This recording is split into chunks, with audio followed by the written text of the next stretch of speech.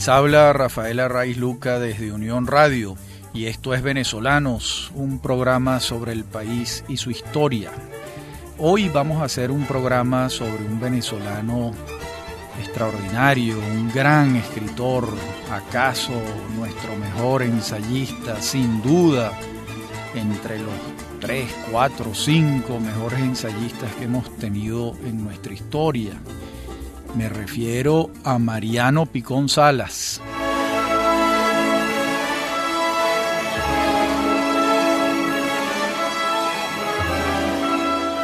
Mariano Federico Picón Salas, nacido el 26 de enero de 1901 en Mérida. Su vida la podemos organizar en unas cuantas etapas. La primera es aquella etapa que va desde su nacimiento hasta los 22 años.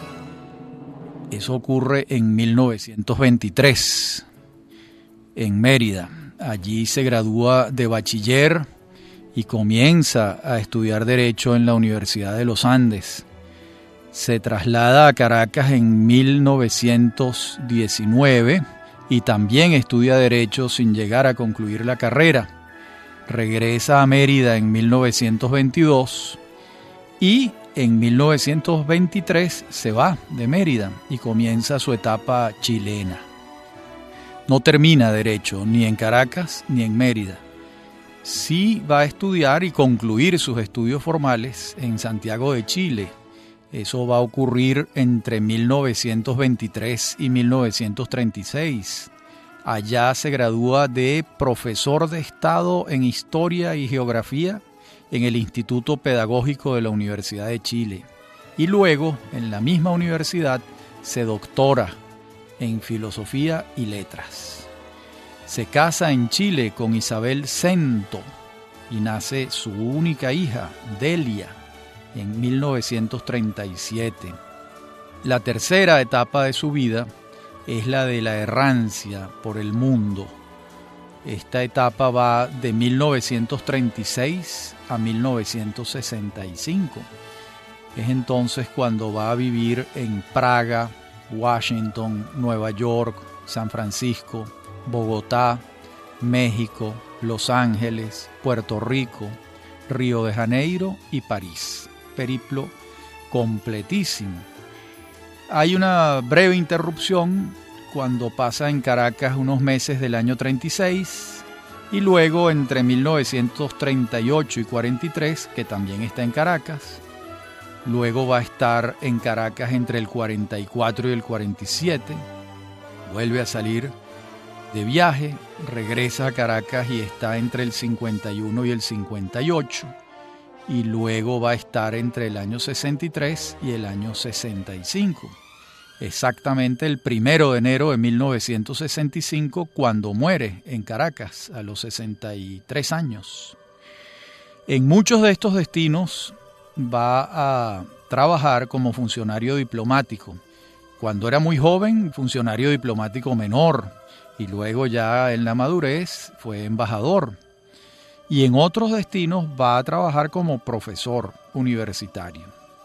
La mayoría de sus libros los escribe fuera de Venezuela. Incluso de los 63 años que vive, pasa 26 años en el extranjero. Prácticamente la mitad de su vida, casi la mitad de su vida. Veamos ahora algunas de sus obras y comencemos por sus autobiografías. Me refiero a Viaje al Amanecer de 1943 y Regreso de Tres Mundos en 1959. También vamos a ver sus textos narrativos, Buscando el Camino de 1920, Mundo Imaginario 1927, Odisea de Tierra Firme 1931, Registro de Huéspedes 1934 y Los Tratos de la Noche 1955.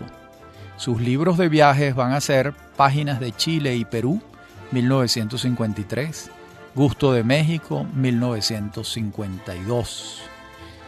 Allí también están sus ensayos sobre Europa y América de 1947.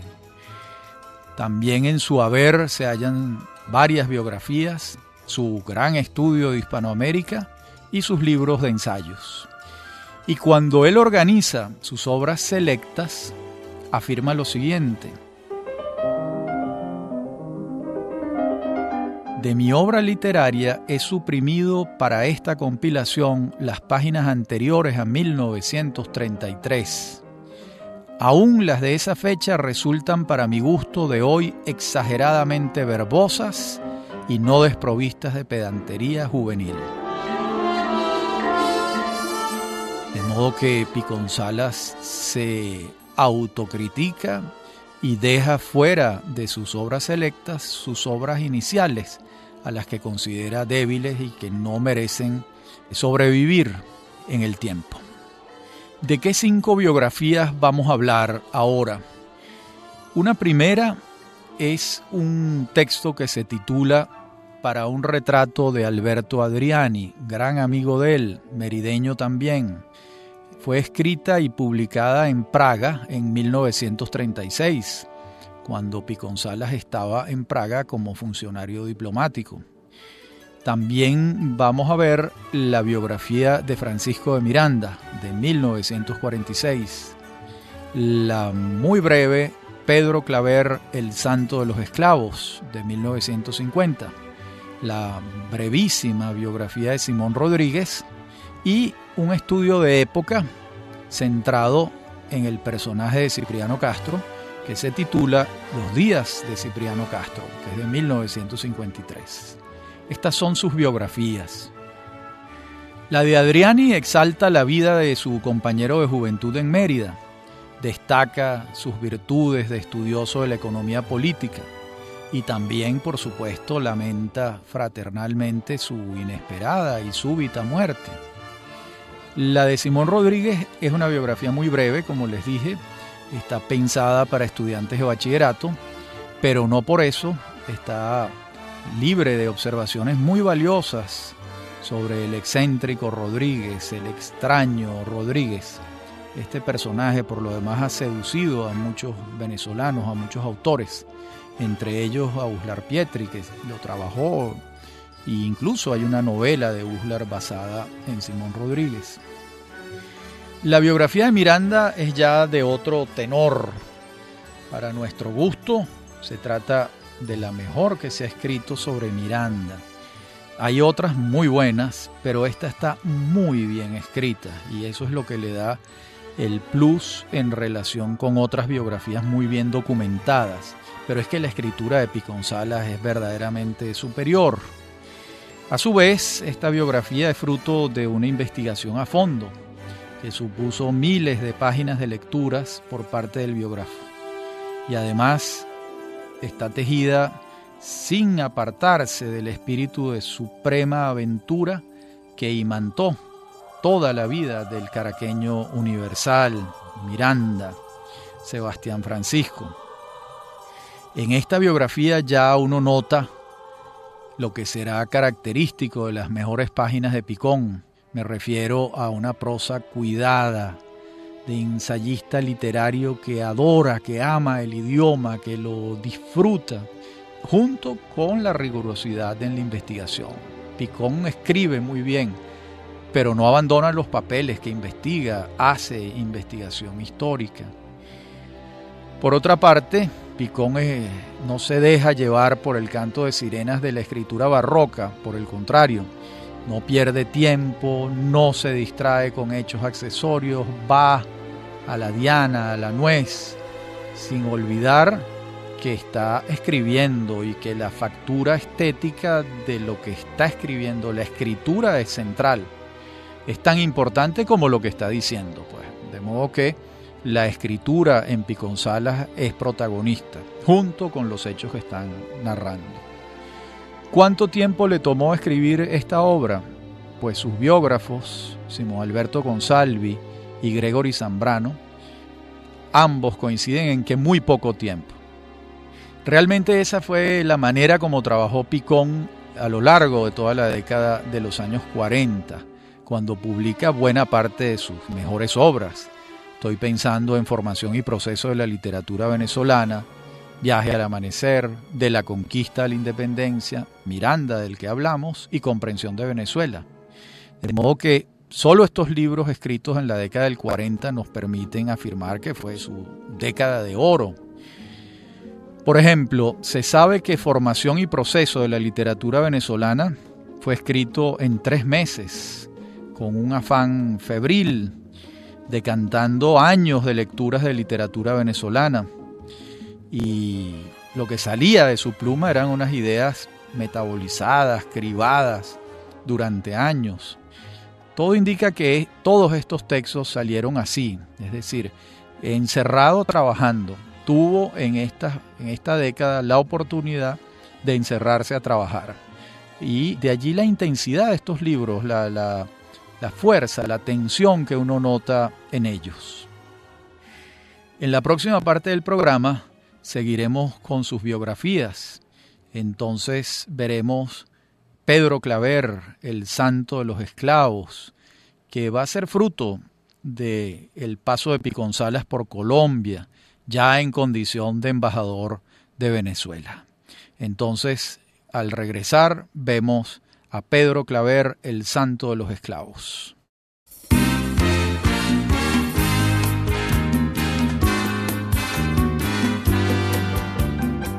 Les decía antes que su paso como embajador de Venezuela en Colombia lo acercó a este personaje, que lo seduce y puede investigarlo en la Biblioteca Nacional de Colombia, en la sección de libros raros, y entonces emprende la escritura reconstructiva y analítica de los años iniciales de Pedro Claver en Cataluña y en Sevilla, hasta que llega en el siglo XVII a Cartagena de Indias, para luego subir a Bogotá, luego se desplaza a Tunja, regresa a Cartagena, donde va a ocurrir la verdadera epopeya apostólica de este jesuita.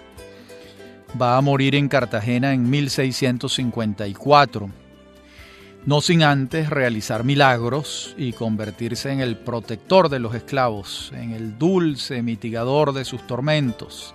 Esta es una biografía preciosa realmente.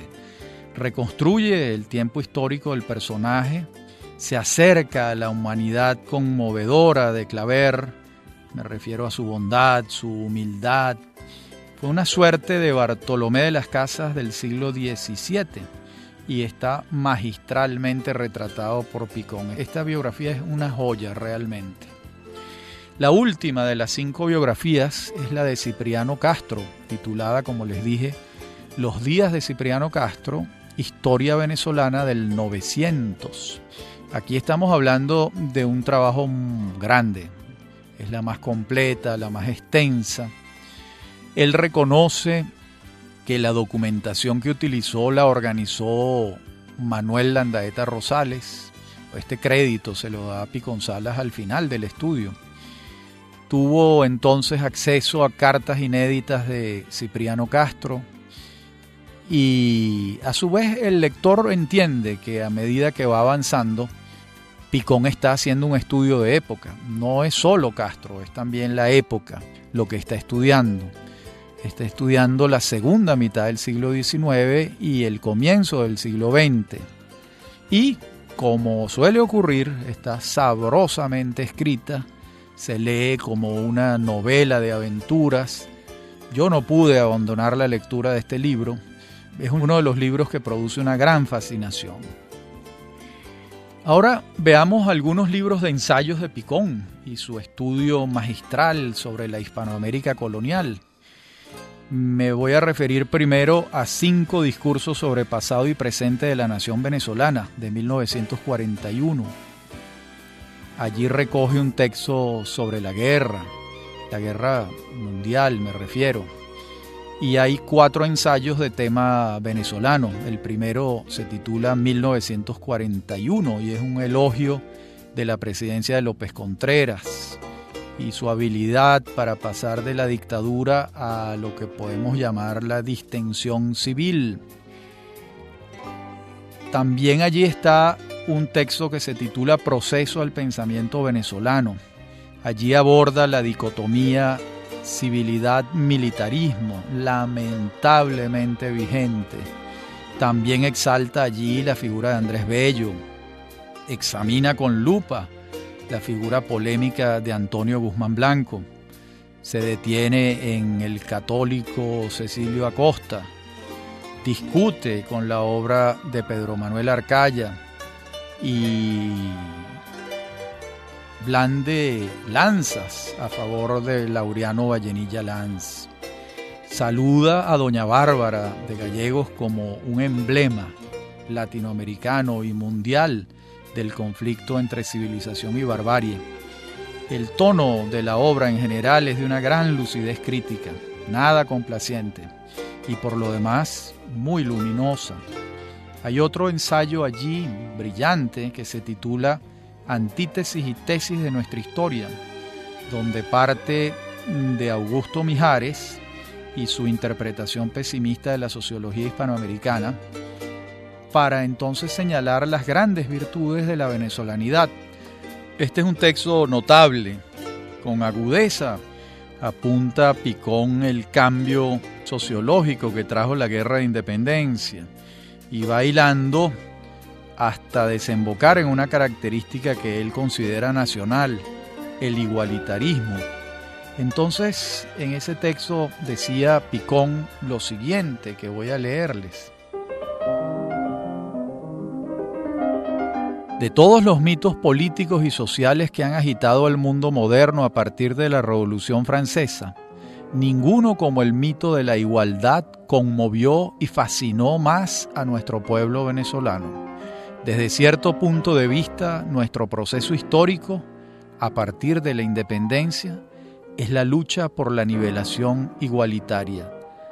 Igualdad más que libertad. Miren, este es un fragmento de una lucidez y de una pertinencia enorme para entender a Venezuela. Les repito la última frase: igualdad más que libertad. Vaya, qué visión la de Picón Salas, qué agudeza. Y esta línea argumental la lleva todavía más lejos. Recordemos que este ensayo fue escrito en 1939. Fíjense lo que afirma entonces. Psicológicamente, al menos el venezolano ha logrado, como pocos pueblos de América, una homogeneidad democrática. Quizá ninguna nación del continente haya vivido como nosotros un más precoz y tumultuoso proceso de fusión. No existen entre nosotros diferencias ni distancias que obturen e impidan toda comunicación entre el indio, el blanco, el mestizo. De nuevo, extraordinaria observación, les recuerdo el año 1939. Estos dos fragmentos hacen evidente que las percepciones de la realidad venezolana por parte de Picón se nutren ya de su experiencia chilena y checa. Vivir en otro país del continente tantos años y en Europa, ya para entonces le había dado a Picón un punto de vista rico, variado. Tenía cómo comparar. Por supuesto, esto va a profundizarse en los años que vienen, donde vivirá en tantísimos otros sitios y conocerá de cerca tantas otras culturas. Me refiero a la etapa de Picón cuando la errancia por el mundo fue intensa. También en otro ensayo de estos que venimos analizando, este se titula Notas sobre el problema de nuestra cultura, se detiene en el tema de la educación. Vuelve entonces sobre los ejemplos de Andrés Bello, Cecilio Acosta y Simón Rodríguez, y teje sobre la médula pedagógica de nuestras posibilidades de desarrollarnos. Luego vamos a tener un gran libro que es De la conquista a la independencia, 3 siglos de historia cultural hispanoamericana, de 1944, escrito en Nueva York, en la Universidad de Columbia, donde daba clases y estaba como investigador, y fue publicado por el Fondo de Cultura Económica de México en su primera edición. Por cierto, este libro en el Fondo de Cultura tiene muchas ediciones, pasan de 10, si mi memoria no falla. Para mi gusto sigue siendo una de las mejores historias del periodo colonial hispanoamericano que pueden leerse. Goza de una particularidad que se señala en el subtítulo, es decir, es una historia cultural que no deja de lado la política, la sociología, obviamente, siendo cultural. Es un estudio, no un conjunto de ensayos, y fue escrito de acuerdo con el mejor método de Picón que hemos señalado antes, que es el envión, sin parar, concentrado exclusivamente en el trabajo. Huelga decir que estamos ante un libro de una escritura seductora, impecable, bellísima. Huelga decirlo, porque cualquiera que haya leído a Picón en este libro y en muchos otros va a compartir estos adjetivos que he señalado. Su ecuanimidad siempre se impone en sus valoraciones. Por ejemplo, en este libro en un momento dado dice lo siguiente: ni los conquistadores españoles fueron siempre esos posesos de la destrucción que pinta la leyenda negra, ni tampoco los santos o caballeros de una cruzada espiritual que describe la no menos ingenua leyenda blanca.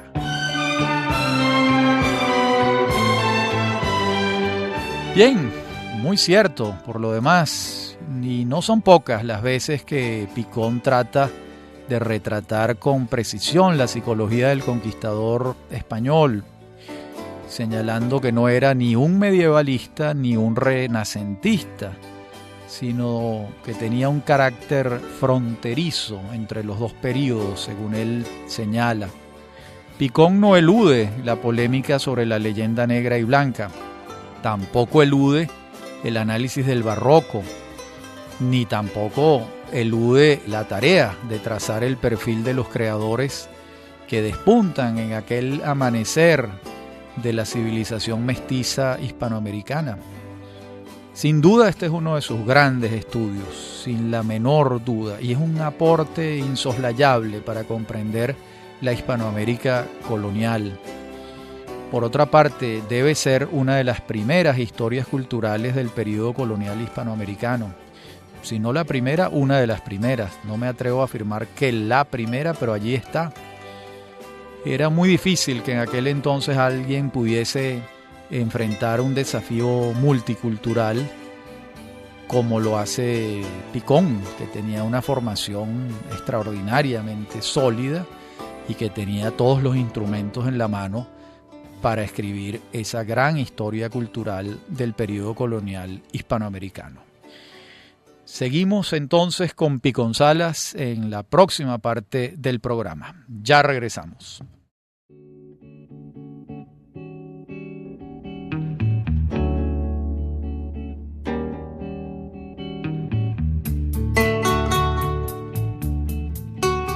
Seguimos con los libros de Picón y su reflexión venezolanista.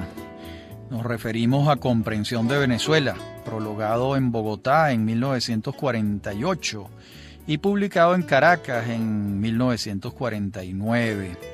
Y otro libro venezolanista que es Suma de Venezuela, que es un compendio que organiza y prologa el propio Picón y que es publicado el año 66, cuando ya Picón ha muerto.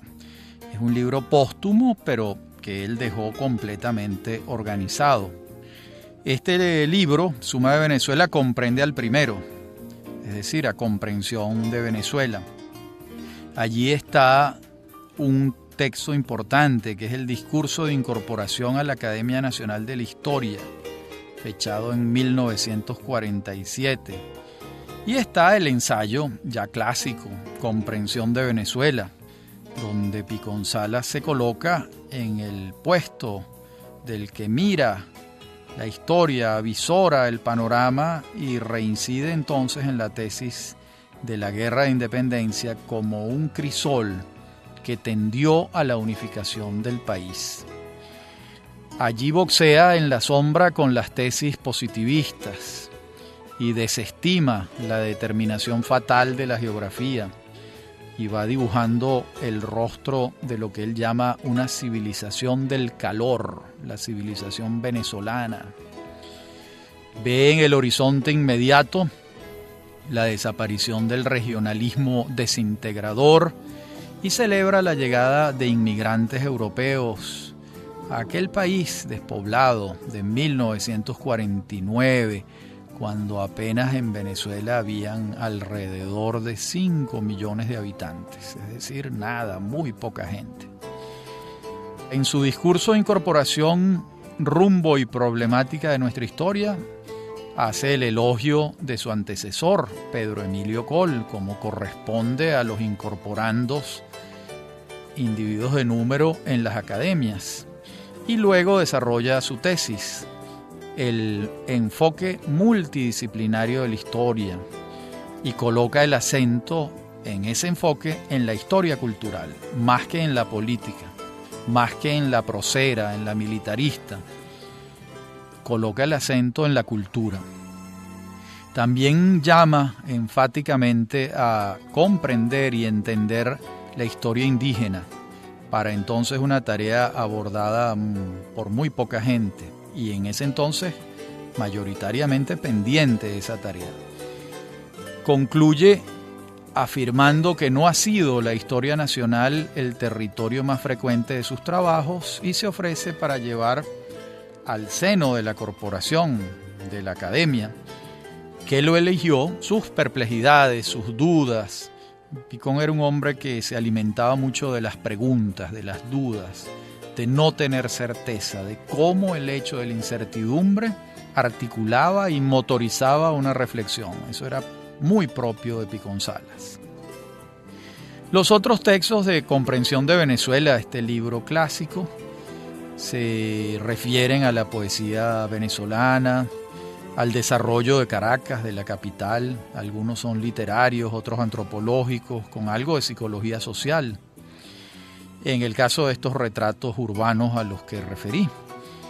De modo que allí están el primer, y en Suma de Venezuela también está un texto que se titula Aventura Venezolana, que es un apretado resumen de la vida política nacional entre 1811 y 1961.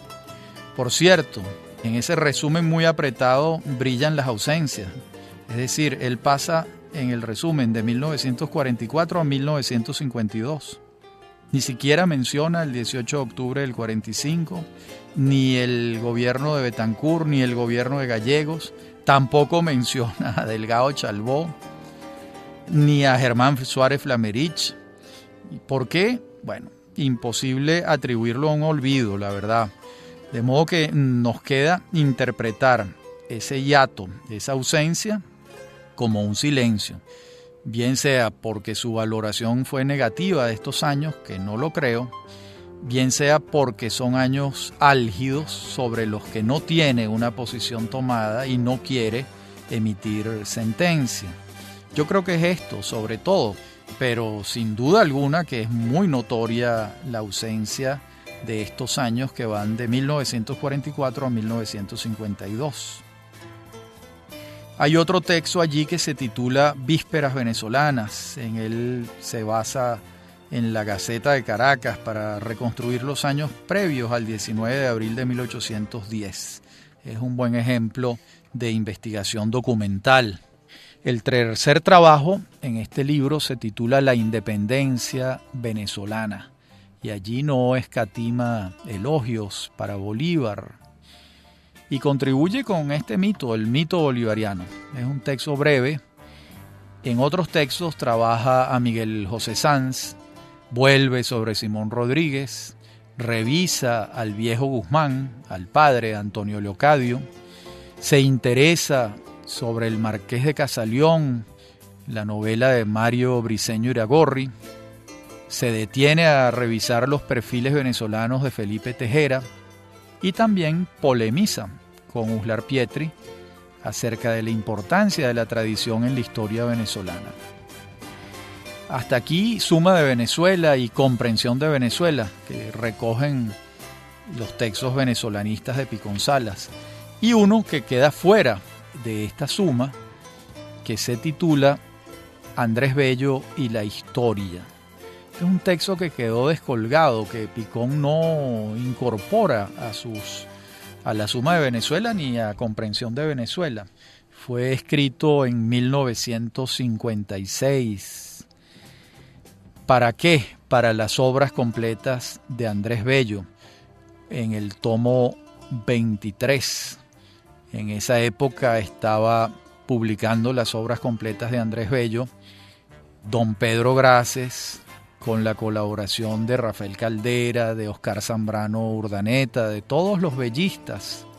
Y allí le solicitaron a Picón Salas este texto introductorio, que inexplicablemente, como les decía, no recoge en ninguno de sus libros. Y felizmente Simón Alberto Consalvi lo rescata y lo publica en las ediciones de la Academia Nacional de la Historia, en la colección El Libro Menor o El Libro Breve, como es ahora que se llama. Este libro breve fue publicado el año 2004. Allí Picón examina con detalle la biblioteca de Bello, porque esta fue tasada para la venta por el historiador chileno Diego Barros Arana, por supuesto, después de la muerte de don Andrés allá en Santiago de Chile. Y allí Picón advierte especialmente los textos de historia, constata el interés del caraqueño por la historia universal y nacional, hace una relación de las polémicas entre historiadores chilenos y don Andrés, y también demuestra la pertinencia de las observaciones de Bello y el propio conocimiento sobre el tema. Concluye con un párrafo que merece ser citado en esta oportunidad. Unió como ningún otro letrado la vieja tradición colonial española con todos los nuevos impulsos que desde la Revolución y el Romanticismo empezaron a configurar el alma moderna. Abrió al trato intelectual de otras naciones y otras culturas el entonces cerrado mundo hispanoamericano con la misma decisión que los héroes de la independencia lo abrían al trato político. Su seria erudición, su sosiego, su don de análisis, su ponderado y rico juicio sabían canalizar el frenesí. Toda su obra parece así un compromiso necesario entre la tradición y la modernidad. Un extraordinario elogio de Andrés Bello por parte de Picón Salas, quien a su vez tenía unos lazos afectivos muy fuertes con Chile, porque allá fue donde se formó en sus primeros estudios universitarios. Este texto de Picón sobre Andrés Bello tiene un valor particular, porque por lo general no se le tiene a Picón como un bellista consumado, pero este trabajo sí lo ratifica, que conocía a fondo la obra de Andrés Bello, que la valoraba, que la frecuentó con toda seguridad en sus años chilenos, donde se va a formar. Y de verdad el párrafo que les leí refleja no solo una gran admiración, sino una gran precisión en relación a cuáles fueron los aportes de Bello. Cuando él dice: unió como ningún otro letrado la vieja tradición colonial española con todos los nuevos impulsos que desde la Revolución y el Romanticismo empezaron a configurar el alma moderna. Esa condición de puente entre un mundo colonial hispano y las repúblicas nacientes, los estados nacientes, que puede emblematizarse en Bello con toda certeza. Ese fue en buena medida su papel. No olvidemos que Bello es un factor esencial en la construcción de la República Chilena, no solo desde el punto de vista pedagógico, a quien se le tiene como el refundador de la Universidad de Chile, sino también desde el punto de vista jurídico, porque fue mucho lo que trabajó don Andrés en la trama jurídica del país austral, de Chile. De modo que ese papel de puente que apunta Picón Salas es muy apropiado.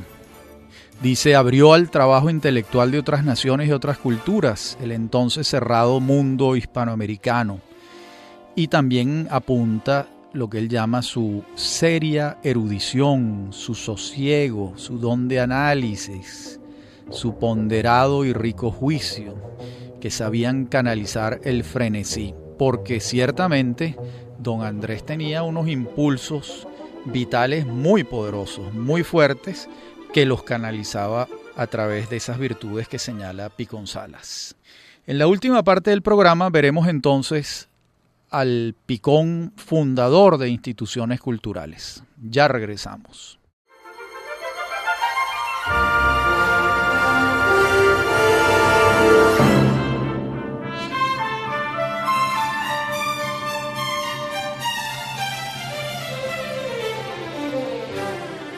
Revisemos en esta última parte del programa el papel fundacional que desempeña Mariano Picón Salas en la Venezuela cultural. Fueron 4 las empresas, las instituciones culturales creadas por él. La primera, desde su posición de superintendente de Educación Nacional en 1936, entusiasma al ministro de Educación, Caracciolo Parra Pérez, y al presidente de la República, Eleazar López Contreras, para fundar el Instituto Pedagógico Nacional, nada menos. Entonces es cuando Picón gestiona la venida al país de la muy conocida Misión Pedagógica Chilena, que va a llegar en 2 etapas, en 2 tandas, y con esos profesores chilenos es que se va a crear la institución, donde van a formarse los maestros, los profesores venezolanos. Es una institución de una gran solera, de una gran tradición y de una gran importancia. En aquel momento en que Venezuela está en trance de modernizarse, en 1936, saliendo de la dictadura del general Gómez y entrando en el proceso modernizador de López Contreras. Luego, en ese mismo gobierno de López Contreras, en 1938, es designado director de Cultura y Bellas Artes del Ministerio de Educación. Es el equivalente a lo que fue después el presidente del CONACO, el ministro de la Cultura. Y desde esa posición va a crear una gran revista, que fue la Revista Nacional de Cultura. En 1938 es fundada por Mariano Picón Salas. Un tiempo después, 8 años después, en 1946, va a fundar la Facultad de Filosofía y Letras de la Universidad Central de Venezuela. Él fue su primer decano de esa Facultad de Filosofía y Letras de la Central. Esta es la tercera institución que funda. Y la última, en 1964, ya gobernaba Raúl Leoni, va a ser quien diseñe el Instituto Nacional de Cultura y Bellas Artes, INCIBA.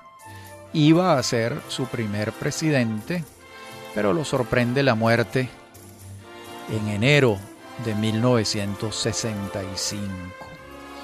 4 grandes instituciones culturales creadas por Mariano Picón para el Estado venezolano y para la academia, porque ese es el caso de la Universidad Central de Venezuela. Vemos entonces que Picón Salas no fue solo un historiador formado en las aulas donde se educaban los profesores de bachillerato en Chile, sino que también tiene un doctorado en Filosofía y Letras y sobre todo fue un escritor, un estilista del idioma, podría decirse, de tan cuidado que era en él el uso del lenguaje. El lenguaje para Picón era tan protagonista como el tema que estaba tratando. En el área de historia, sus aportes abrazan tres cuerpos, vamos a llamarlos así: el de la historia cultural, el de la historia política y el de la historia literaria. Tres buenos ejemplos de lo que estamos diciendo sería de la conquista a la independencia, es un arquetipo de la historia cultural bien hecha. De la historia política sería Los días de Cipriano Castro, un libro formidable. Y de la historia literaria, Formación y proceso de la literatura venezolana. En los tres libros, en los tres casos, Picón Salas pone en marcha sus tesis multidisciplinarias y a su vez estos tres libros se juntan, se dan la mano, dialogan, porque vamos a encontrar mucho de un sesgo en uno y en otro por este proyecto multidisciplinario que Picón encarna en su escritura, en sus libros. La riqueza de la formación de este autor hacía imposible que se concentrara en un solo sesgo, olvidando y empobreciendo en consecuencia sus otros saberes. Es decir, Picón no solo se concentraba en un sesgo, olvidando otros, sino que uno auxiliaba al otro, los mezclaba, le daba una nueva combinatoria, una nueva vida. Y debemos decir que fue felizmente así. Y no podía ser de otra manera realmente, porque Picón Salas fue en el fondo un humanista, lo que llamamos un humanista, como lo fueron Andrés Bello, Rafael María Baral, Lisandro Alvarado, por citar a tres de los grandes. Picón Salas es de esta estirpe, de esa estirpe de los grandes humanistas que ha tenido Venezuela. Hay que señalar que cuantas veces Picón Salas tuvo el llamado de la vida pública, respondió a él. Es decir, probablemente sin buscarlo denodadamente, estuvo en el lugar indicado para la creación de estas cuatro instituciones. Me refiero al Instituto Pedagógico, a la Revista Nacional de Cultura, a la Facultad de Filosofía y Letras de la Central y al Instituto Nacional de Cultura y Bellas Artes. De las cuatro, el Instituto Pedagógico allí está, se ha transformado en el tiempo, pero allí está prestando sus funciones. La Revista Nacional de Cultura, creo que dejó de prestar servicios hace unos pocos años, lamentablemente. La Facultad de Filosofía y Letras allí está, cumpliendo 70 vigorosos años formando gente. Y el INCIBA se transformó en el CONAC y el CONAC en el Ministerio de la Cultura, y así ha ido evolucionando a lo largo del tiempo. De modo que eso también es distintivo de Picón, que no huyó a sus responsabilidades. No fue solo un escritor de gabinete, sino también un hombre que emprendió trabajo por la colectividad, organizaciones, instituciones. Fue un fundador de instituciones. Hasta aquí la vida y obra de este merideño completamente excepcional, un gran escritor, uno de nuestros grandes ensayistas de todos los tiempos, con una obra absolutamente vigente. Ha sido un gusto, un placer discurrir para ustedes. Esto es Venezolanos, un programa sobre el país y su historia, y les habla Rafael Arraiz Luca. Me acompañan en la producción Mary Sosa y Víctor Hugo Rodríguez, y en la dirección técnica Víctor Hugo Rodríguez y Fernando Camacho.